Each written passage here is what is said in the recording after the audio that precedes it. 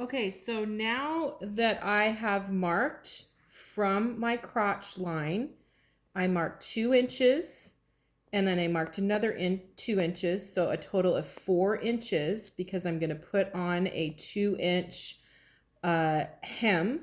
What I have to do is I have to fold it on my hem line, and what I've done to true that seam, I've just taped a little bit of the tissue paper on each side of it, and I know I'm going to add 3/4 of an inch, and then over on the outside seam I'm going to add a 1/4 of an inch.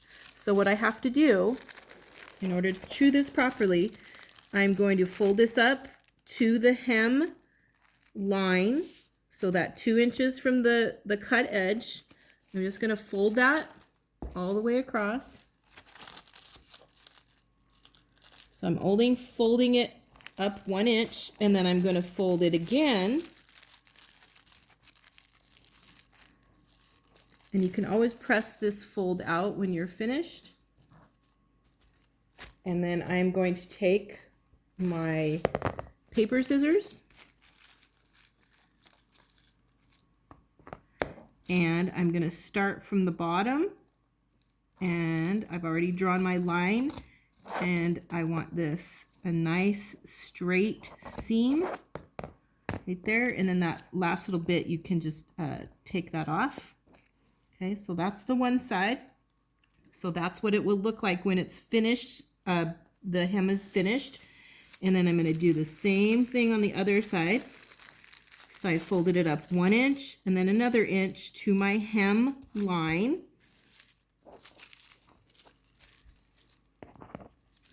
And then again, I'm going to follow the seam or the cut edge all the way to the bottom. And then when I unfold it,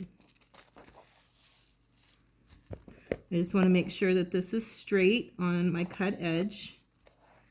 Now you can see it kind of goes out and then it goes back in. So what that will do is when we hem it on our pajama short, we'll turn it up 1 inch and then another inch, and then it will be even with our cut edge. Okay, and then here is what the other side looks like. So it's not as pronounced as the inseam, it's just a tiny little bit. Okay, so by doing that, by truing that seam, it will we'll be able to have a nice flat hem when we hem it back up.